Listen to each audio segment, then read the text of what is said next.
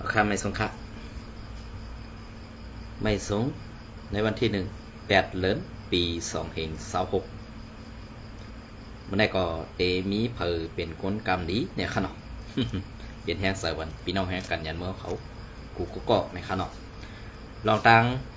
อ่านข่าวตีมาลัดข่าวในก็เตมีหลายหัวข้อข่าวอยู่ก้อยกาว่าเตเป็นพรดีปุตตะไตเขาขาห้าอำนั้นเตพรเป็นพรทราบปุตตะไตเขาขาห้าในพี่น้องเขาทอมเย้าก็ปันแห้งข่าวสายวันปันตั้งหันถึงมาอะไรคะนะก็เบอร์สร้างในข่าวตีมาต่อใดใครในพี่น้องเขากว่าวันอดวันอิดนะคะเนาะอันดังสุดก็ย้ำนับย้ำถึงสังขารเศร้าและปฐมเมเกปเมพี่น้องคนเมืองแต้วเขากูเศร้าคือในแผ่นดินศึกแต้วขาต่างหมดต่างเส่งในขนออัมบาเจ้าคือไหลในก็นับจำกูเศร้าคือคณะอันเป็นพักกะคนเมืองเฮาคานั่นเองก็เปือว่าเฮาคาอ่ำหรือไรอาณาตับซึกอ่ำไรหรืออามิ่งซึกแหล่เฮาขาปเมพี่น้องคนเมืองดีไรแสกเพเศร้าคืออันว่านั้นอ่ำเจ้าเฮาขากวนเมืองขาเป็นตับซึกขาออันเฮ็ดเปลี่ยนมาซะกว่าเสือในข้าเฮาตีเก็บเอาข่าวว่าแลมันมาอันตังค่ะนะข่าวว่าแลมันได้ตีเฮ็ดเสิ่งหือในผู้ลงแดนการเมืองการซื้อเขาไล่ทัดด้วยเหนือแผ่นดินเมืองใต้เฮาขาในวันมื้อเดียวในอันตีว่าเขาเฮ็ดไปมักมีแลสังอันไปมักมีมานแลสังในค่ะอันในข้าเฮาตีมาเก็บเอาข่าวผู้ลงแดนการเมืองไผ่ไทยเขาไล่ลาดหมอกออกไว้ว่าในนาทีอันซึกว่าสันเอาเล่าปันขี่เข้ามาเฮ็ด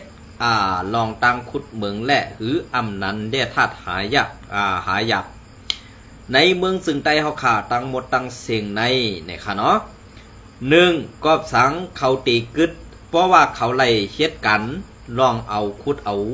และหายากหืออันได้ทัดอันดีต่างเมืองอัมมีนั่นนะคะ นะอัมมีนั่นเพราะว่าเขาเฮ็ดอ่องอันในเย้าลองหงตมยาลองก้ายาหุงยาเสื้อในเขาตีมอบอับปันแทงต่างซุ้มก้อยกะซุ้มเลออันว่านั่นเด้เฮาขามลัดจือมันก็ตื้นหันปอกเป็นมาเย้าให้ค่ะนะกำในมันเตเปกเตปิ่นก้นเขาแปดเสื้อหือแล่เตเอาลองตั้งปีแปดซึกว่าเสื้อหือแล่เตเอาคออันว่าเฮาอ่ำเจอนาตีอุปเปิงเฮาแหละเฮาอ่ำสั่งเฮ็ดคอซี่สั่งไขว่านั่น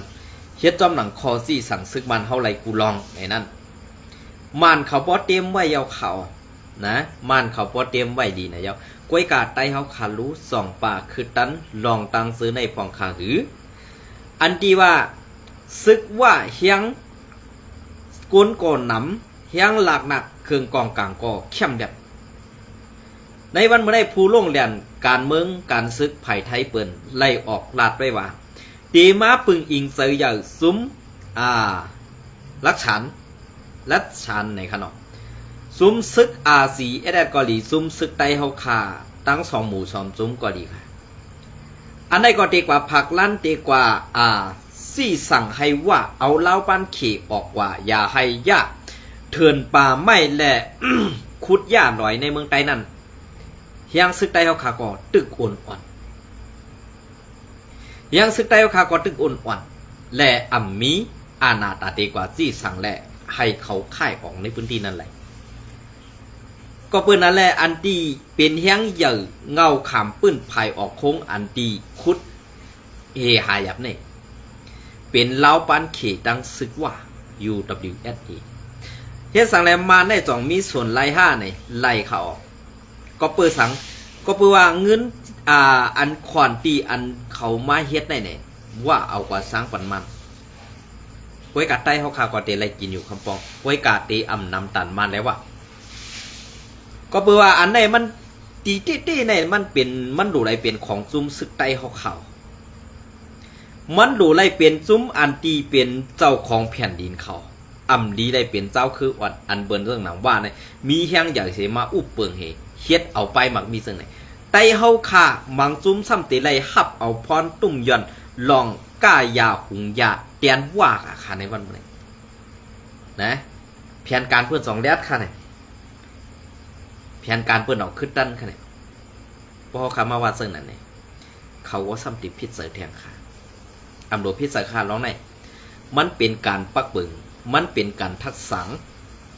พอเป็นกวนอันมีดังหู้ป้อไหนจึงอันไหนอันก็อำหู้ก็ตื่นเตป่องเสยขึ้นมาก็อันหู้ก็มันตื่นเตหาล็อกไล่ง่วนเมแก่ไขกว่าในตัวกำสือนะม่วนเมล็อกไล่แก่ไขกว่ากำสือก็เบอร์นั้นแหละอันที่เก่าค่าออกมาลาดในคำพองก็ตื่นเตจังค่ะคำพองอันหลามาอยู่เส้นนั้นคาห้อมเลยใส่คาลองอันก้อมหลาเส้นนั้นมันเป็น1สุลามาน้ำ1เป็นแห้งผักลั่นใจก็ขาไข่ดาดออกมาติ๊กขาลองตั้งอันถูกแมนซื้อเส้นนั้นก็เปิดสู่จอมไรหูก็เปิดสู่จอมยำหูว่าลองถูกแมนถึงเจิ้งหือลองซื้อเส้เปลี่ยนเจิ้งหือลองกวนเมืองตีเลยฮับลองตั้งอันถูกแมนจอมตรานั่นตีเปลี่ยนเจิ้งหือกำในเฮาเด็กปึงอิงซึกใต้เฮาขาเมียวเหลียวกำในไผ่อันกล้าขายก็ใต้เฮาขาตึกมีลองการกล้าขายอีกกำในลองกล้าขายอันเฮาไล่มาเสื้อนั้นก็มันอ่ำกึ่งงามกันตั้งอันว่าเขามาปั่นเปิ้นญาติร้อยญาติทรงดินในเมืองใต้เฮาขาไล่ฮับผลตุ่มย้อนต่อกวนเมืองผังเมืองใต้เฮาขาเลยสังอันมาตุ่มย้อนผังเมืองไทยเลยสังในวันมื้อใดที่เฮ็ดซื่อคือค่าอ่ำจังเฮ็ดซื่อคือค่าภายลงน้ำโค้งก็ซุ้มสารคัดก็มีอยู่กวยกาซุ้มอันคุดหาและหาหยับอันมีอยู่ใต้แผ่นดินเมืองใต้เหมือนเสื้อหนังปอดตั้งหลายขนาดตั้งปอดนากองมูแหละตั้งอีหยังขนาดอันไหนหันใดเต็ดโตว่ามีเราปานเขนั่นมาเมคุดเอาแหล่โฮมป้องกันไปหมักมีตังกว่ากำในอันที่ว่ามานตีปีเป็ดว่าซึ่งหือละป้อเมืองตะวันตกเขามาแหลกกวนอันกวนอันที่ว่ามาทัดสังลองพุ่นตุ่มลองพรให้อันตุ่มหย่อนต่อกวนเมืองไทยแหละสังเมืองไทยแหละสังอันในมานเต็มเข้ากว่ายุงเกี่ยวซ้อมซึกว่าตีให้ซึกว่าในหับต่อนาทั้งหมดเรื่องสังไรซึกว่าในอ่ำกูไทยล่ะเนี่ยก็เพื่อเฮียงซึกว่าในมันคึงอ่ะ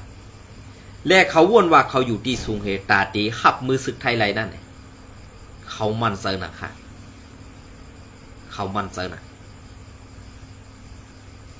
ก็เพื่อนนั้นแหละอันเขามันเซอร์ในคารู้พี่น้องไทยเขาดำตีเฮ็ดซึ่งล่ะกำในปัญหาล็อกไล่ตาเกตไขค่ะทั้งเมืองไทยกำในไตเขาขารู้ซุ้มไตเฮาขาอันย่ำเมเลอ่อนๆนั่นคาลุเฮาซ้ำติปันซุ่มซึกว่าซุ่มซึกมันเขาใน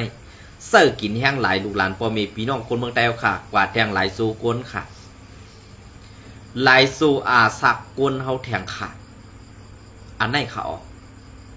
เฮาขาดีเลยมาทัดแลเฮาขาดีเลยมาด้วยซ้อมเงาไล่เปิงเปลี่ยนป้อเอาหน้าลินต่อหน้าลินได้เฮาคาว่าซึกไต้เฮาในกล่อมย้อมเพิ่งเขากวยกาอันหน้าลินต่อหน้าลินในซึกว่าตื่นเต็มเขากอบสังแลซึกว่าตื่นเต็มเขาเปิ้นตีเสื้ออันซุ้มขี้คาเขานั่นเข้ามาแหละมาตายเตียนเขาเหมือนเสื้อหนังวัดของนั่นแทงนะอันมาตายเตียนว่านั่นซ้ำว่ามาตายเตียนเขานั่นซ้ำขึ้นยับเอาลูกหลานพ่อแม่พี่น้องคนเมืองใต้กว่าสร้างขวัญกว่าสร้างนีปันอันไรถูกนีซุ้มซึกว่าเขาเหมือนเสื้อหนังตีลอยโคนั่นก็เขาคาไรหันมาเยาคารุใจห้ามใจในพี่น้องขึ้นกว่าบ้วนด้วยคะแนนร้องไหนขึ้นกับบ้วนด้วยค่ะก็ว่าเปลืองเปลี่ยนอันไหนเฮาขาดที่เฮ็ดซึ่งหือล่ะกับในเปลืองเปลี่ยนมันเปลี่ยนมาเยาเฮาติเกลีซึ่งหือบ่ว่าใครแกลีได้ง่ายอีกนึงไว้ค่ะในซุ้มเหลือซุ้มหนึ่งอันตื้นติเลยพอนำในตัวอันเหลือเป็นเงาซึ่งใต้เตก็เหลือเป็นก็หักซื่อสัตย์ใต้เต้เนี่ยอันไหนแกหยาบกวยกาก็อันอ่ำใครเปลี่ยนใจใต้ก็อันใครคัดขวางใต้อยู่นั่นเนี่ยก่อมรัดก็หูขนาดกำปาน้ำเมืองใต้ปอดของเขาขาอันเขาไล่เป็นลูกวันกันเนี่ยก็เพื่อว่าหันเปิงกันแลกโกขึ้นเพิ่นขึ้นกันเนี่ยสั่งไล่เป็นลูกวันกันซึ่งเนี่ยนะส่องไล่เป็นลูกวันกันเหมือนเจ้าหนังเจ้าต้านอ่องอำไปถูกกึ่งดีตายกวนแลดกวนเซลกวยกากำเนิดสุดมาก่อซ้ำขึ้นตายไตมือ ในซุ้มตู่เจ้าเก่านั้นก็เปลี่ยนเสื้อไหนขาออกเพราะว่าก้นเลียดอยู่ในมูกซุ้มแอดผีเผียวคานำป้อในซึ่งพอก้นเลียดปอปอกเป็นมาเหมือนเจ้าหนังอาซัก18หมอกล้าขายหมอกับ10คนต่างตีต่างตั้งให้กล้าขายอันนี้ก็ต่างตั้งพิดว่าลักเอากองในมูกซุ้มให้กล้าขายอันนี้ก็ปันตามตายอาซัก2ว่าลักเอาคู่ของมุกซุ้มกว่าขายในสิอันนี้ก็ต่างตั้งพิดว่าลักเอากองในตับซุ้มให้กล้าขายเนี่ยเหียมตายไปอันนี้อะไรครับตีเอาหนุ่มตัวเท่านี่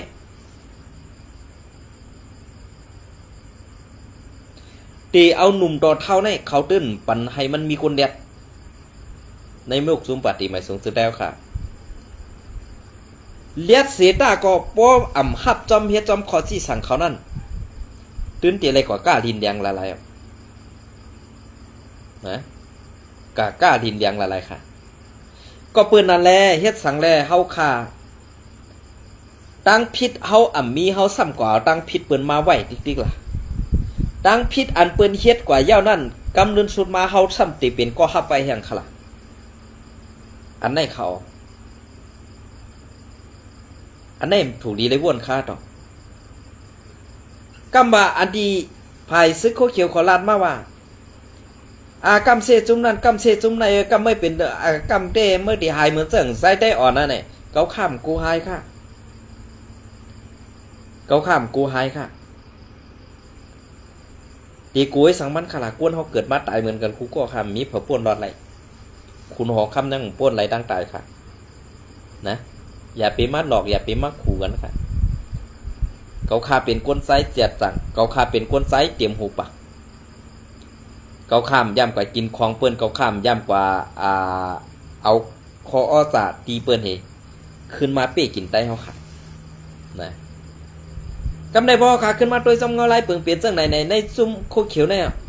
อันไข่พิษไข่หลาข้าวได้มีดังนำค่ะกล้วยข่าขาวไซวันซับเป็นก้นซื้อเลิกเถิก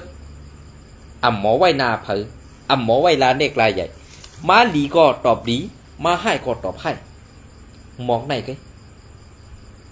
นะหมอกในกุ้ยเพราะสุเจ้าวนตีวนบ่าไม่ได้เป็นคนหมอเสียหมอเน่เป็นกุ้ยนี่อันตีเปิงเปลี่ยนเจ้าในอันเกาลัดกว่าแลมันกว่าจอมหูหันนั่นตีแล้วป้อปุ่งให้ส่งมาเนขาวใส่วันตัวลบอันนั้นก็ขาดตีคุบเข่าเหี้ยก็ไวเมื่อเป็น3 วัน 3 คืนก่อนนะติ่มใจนั่นกำในเขาขึ้นมาด้วยคารูเฮียงไตเฮาเตรียมอีเฮียงซึกไตเฮาขาตีเป็นก้อนเป็นตุ่มนำได้ซึ่งคือขนาดเหมือนเสื้อหนังซึกคู่เขียวก็เป็นจุ้มไตเฮาขายเอาหือล่ะห้ามเก็บลูกหลานปอมีพี่น้องคนเมืองไตเฮาขาก็ใจกินหลายเหมือนเสื้อหนังซับจุ้มเจ็ดกาลี่ก็เป็นจุ้มซึกไตซ้ำเฮ็ดขี้ขามันอันไหนก็เก็บเอาลูกหลานปอมีพี่น้องคนเมืองไตกว่าเฮ็ดขี้ขาใส่เขาเหมือนเสื้อหนังซับจุ้ม758วันปังไร้ขาก็ซ้ำเป็นตับจุ้มอันนี้ก็ซ้ำเป็นจุ่มไตเขาค่ะเก็บเอาลูกหลานพ่อแม่พี่น้องคนเมืองไทยกว่าเฮ็ดขาใส่เขาเหมือนเจ้งไปจุดเจ็ดมาแกงปังแรงใสก็เป็นไตเขาซ้ำเก็บเอาลูกหลานพ่อแม่พี่น้องคนเมืองไทยเขาค่ะกว่าเฮ็ดซึกเขาเหมือนเจ้งหนังจุ่มซึกRCSก็เป็นตับซึกจึงไตRCSอันพ่อแม่พี่น้องคนเมืองไว้วางเสนำสีเปิ้นแหละซ้ำในก็ซ้ำเก็บเอาลูกหลานพ่อแม่พี่น้องคนเมืองไทยเขาค่ะกว่ากำในภายนู่นภายในภายนั่นเก็บภายในเก็บภายในเอาเบิ้นเจ้าหนังเมืองไทยเป็นของซึกเก่ากลางก็เก็บซึกลอยก็เก็บซึกขางก็เก็บซึกมันก็เก็บไตเฮาขาในมันลดยอมแห้งลงกว่าที่สู่เจ้าบ้วนว่ามันตีนำขึ้นมาในซึ่งหือซ่าอันเกิดก็อ่ำใครเกิดแล้วซ่าอันใครมีลูกก็อ่ำใครมีลูกก็ขาในวันมื้อนี้ก็เปิงเปลี่ยนไตเฮาขาในมันจะว่าเปิ้นมาเฮ็ดปันเฮาอ่ำหมอยกออกเฮาอ่ำหมอม่วนออกมาไตอาน่ะอันเปิ้นเต็กเต็งเฮานั่นเนาะ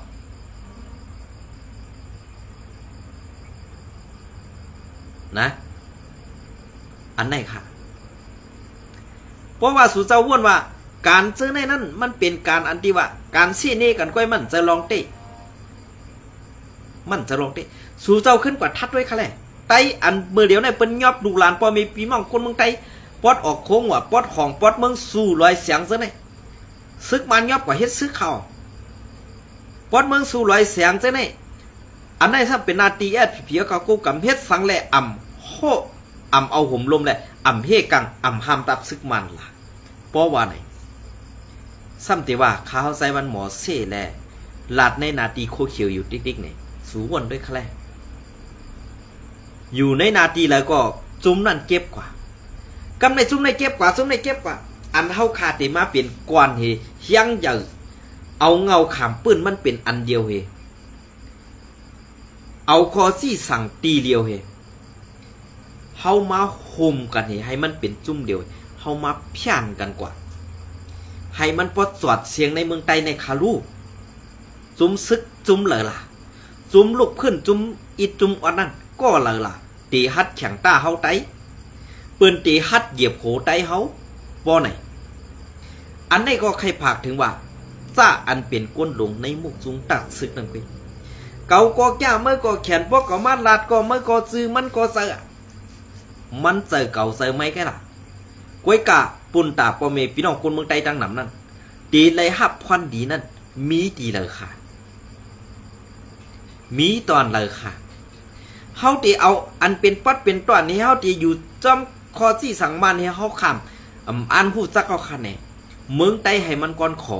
แลเงินไต้ให้ไต้เฮาขึ้นในเซอร์นั่นเวลาก็ตีอันตายย้อนกว่าจอมปานสู่เจ้าเป็นขุนในก้อยขาหาต่อใน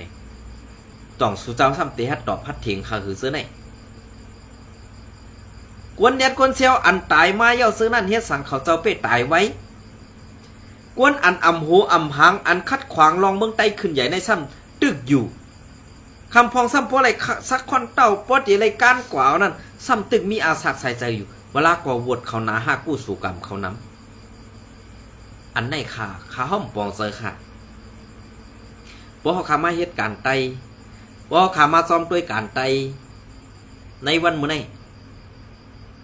ย้อนสังหลาก้นหลงเฮาค่ะอ่ำพร้อมโฮมกันไร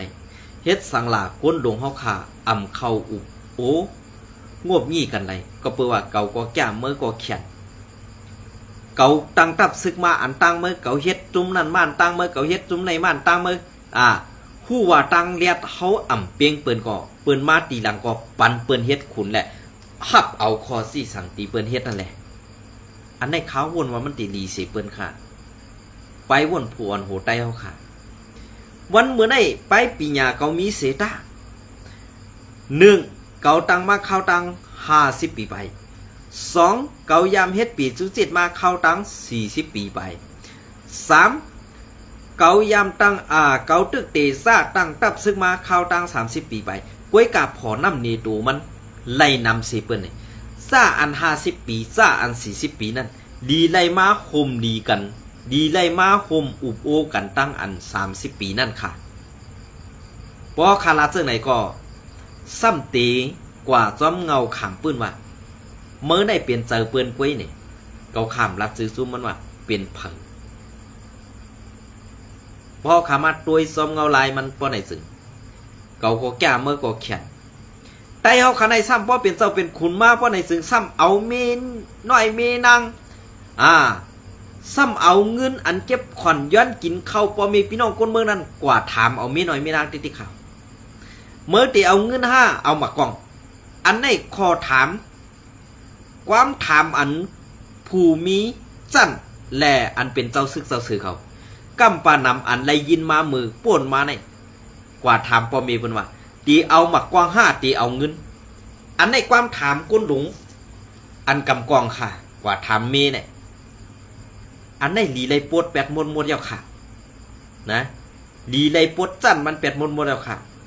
ปวดจันมันไหลก็ปวด8ลูกวันมันเหขาดนะขาเขาวนว่าเมื่อเหลียวในมันเป็นกับปานอิสระในเหมือนจังเหรอมันเปลี่ยนปัน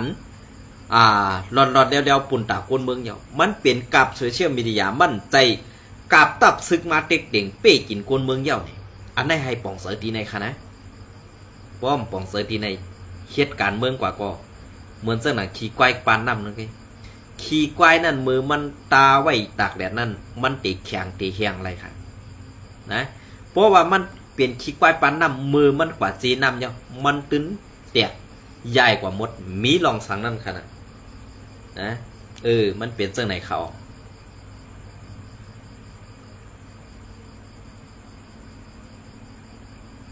เปิ้นเฮ็ดปันไตเฮาคาในตันหน้าเย้าก้อยกาเฮ็ดสั่งไตเฮาคาอำหมอปองเสย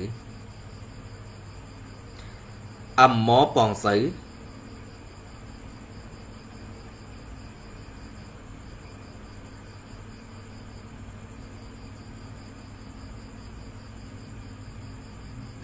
อำหมอปองเสยอำหมอว่นถึงกลางเสยกวนเมืองสีอิดก็เพื่อว่าอันอำหมอปองเสยแหละอำว่นถึงกลางเสยกวนเมืองนั่นเป็นไผคะละเป็นตับศึกเขานะเป็นตับศึกค่ะในวันเมื่อไหร่ก็ตีเก็บเอาเข่าเงาเลี้ยงหุ่นใหม่มาต่อไต่ไข่เนปีน้องเขากว่าแทงอีทอ่อนปอดตอนหนึ่งค่ะเนาะว่าเป็นข่าวสังในมาถ่อมกว่าซ้อมกันค่ะตีเป็นข่าวในเมืองไต้แหละซึกมันเมือกเลยค่ะนะอันนี้ก็เมื่อในวันที่31เดือนปี2026หมอกแก่เถินนะคะเนาะปลีกมันอันไปตีดังเข้าเวงเมืองหนองนั่นตียอบไหลโคของตียอบไหลโคของอันอำไหลใส่ขอนซึกมันโฮมปลีกมันเขาอันไปกดทัดที่ยอบไว้กาต้อต่างปุ่นลวดตู่ล้ำหนึ่งว่า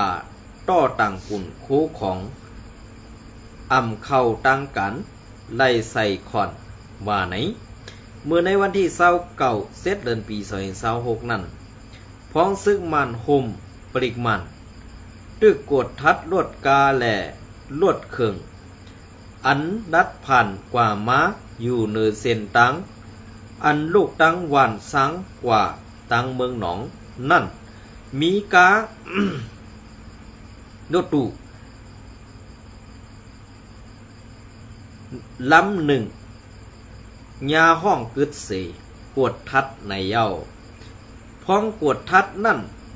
ไล่หันก้นหอกาสื่อว่าไซสวยลูอายุ21ปีอยู่ที่เอิงมานลีเซเวงสีป้อก็หอกาต้อส่งโคของอันอำเข้าตั้งกันอำไล่ใส่ขวัญ34อันในเสญาติยอบไว้ว่าไหนย้อนต้อส่งโคของกุนอำเข้าตั้งกันอันอำจอมหมายมีนั่นสร้างตุ้มตื้อโกนกะและเศร้าของโฮงกันไปมักมีเขาอันถูกแม่นซ้อมปักปึงนั่นไหนโกนพื้นที่เขาก่อลัดหนังไหนโกนเมืองเวงเมืองหนองก็หนึ่งหลัดเนว่าปอกุนโคของอันอำเข้าตั้งกันเข้ามาปอไหนมันตีสั่งตุ้มตื้อไปหมักมีในพื้นที่กวยกากวนกะตาเสนั่นลูไล่กดทัดปันให้มีลองเพ่งเป้งหนังหือตีอำเป็นปัญหาว่าไหนกวนอันถูกตียอบแหล่คู่ของอันซิมไว้นั่นเตตีเอาเรื่องซ้อมหนังปักเปิงไม้มีอันเกี่ยวข้องมีนั่นกว่าไหนเงาเลี้ยงหุ้นใหม่แต้มต่างไว้ในวันที่31เดือนปี2026นั่นค่ะกำในพอเฮาขามาโดยสำเงาลายเปิงเปลี่ยนจังไหนเงาลายเปิงเป็นอันไหนเป็นเงาลายเปิงเป็นอันซึกมานเขาเฮ็ดต่อคนเมืองเฮาขามาอยู่ตาเสนั่นค่ะเย้าก็เพื่อสร้างซึกมานเมือกเลิงเป้กินคนเมืองเฮาขามาตาเสไว้การลองต่อต่างโคกุนของขายนั่นมันอ่ำเสือลองพิษปักเบิงไม้มีสังหรอกป้อตีเอาซ้อมปักเบิงไม้มีว่าป้อในซึ่งซึกมานเขาเมือกต่อคนเมืองเขาขาดตันหืออาสามารถเด็กเด่งซื้อเขาเฮ็ดน้าปอกเข้าป้อใส่สร้างปันเขาก็ไล่กว่าหาซื้อมาใส่สร้างปันเขาอันในมันเกียกจะในเขาหู้โตเขานี้ว่าคนเมืองผิดอยู่ติ๊ก เฮาขาพ่อแม่พี่น้องคนเมืองใดตื้นตีอ่ำยอมรับไหลป้อเป็นลาวปานเขป้ออันเป็นเจ้าฮงจากเขอันมาเฮ็ดปลายหมากมีอยู่ในเมืองใดเฮาขานั่นพี่น้องคนวันคนเมืองขาดีด้วยเสอ่อนกันสารคัดผ่องลองเพื่อว่าเขในเมืองเขาอ่ำอยู่ไรใครไปออกวันออกเมืองเหใครมาเมซื้อเอาแผ่นดินเปิ้นเป็นตีอยู่ด้านเซาเขากว่านั้นตั้งนำตั้งไหลมือเดียวในดังเมืองไทยเปิ้นจอมปวดล่างอันเป็นลูกอ่อนเขาอันมาสร้างคนไทยเฮ็ดปออ่อนปอมันเหไล่วัดไว้ไทยกว่าเสือได้คนไทยเขาอ่ำห้านเจออ่ำปอเสือสีอ่อนกันทัดสางตัวติวว่าในวันมื้อนี้กำในเมืองแตวคารุเหมือนเจิ้งเขเขามาอยู่รอนเดียวป้อเอาเงินเย็ดปันซึกมันก็เย่าหย่าเขแขกว่าเย่าคารุนั่นป้อเมพี่น้องคนเมืองแตวขาเตหู้ลองสังเพราะว่าเขมาอยู่ในลาวปานปอเล่งในหลายๆคนเมืองแตวขาซ้ำคือไล่กินสร้างเฮาขาตีซุ้มแผ่นดินปันเขาแผ่นดินอันเฮาขายามเฮ็ดกินเจอนั่นป้อเขาไล่กว่าตรงในมือเขาเย่าไหนอย่าว่นว่าเตไล่มาเฮ็ดกินไล่ง่ายๆขึ้นล่ะเพราะเฮาใครเฮ็ดก็เขาเตขาดปันเฮาให้เฮาขาดเอา1 ปีกานั่นกาได้นี่ของเฮาขึ้นซกท้องเฮาที่ขานั่นนะอันไหนฮะเพราะพี่น้องเขาไปปองเสยแลใครทัดถามโดยเสิ่งก่อหลีในวันมื้อนี้วันนังนาข่าวเตมาต่อไต10 กว่าแทงตั้งนำค่ะลองข่าวในกำในข่าวเตใครข่าวเปลี่ยนอันลองต้าไม่เสยลองซึกมันเมึกไม่ไล่เปิดลองอันว่าลองเปิดคลีอามูไล่ต่างลุมตราปันตามตายก้นเฮ็ดตั้งพิษหรืออำนันจุ่มเขมอแดนจะไหนใครผักพังถึงปอมีพี่น้องคนเมืองแต้วเขากูเจ้าคือซึกมาในเพราะว่าเขาทางเทิมในกุ้ยเขาตีเหียมตายดูหลายปอมีพี่น้องคนเมืองแต้วขาแทงตั้งน้ำอันไหนเดเลยไว้สติกันเต้ๆเขานะในวันมื้อนี้ก็ตีกึดดื้อไว้ตีใดเย้าก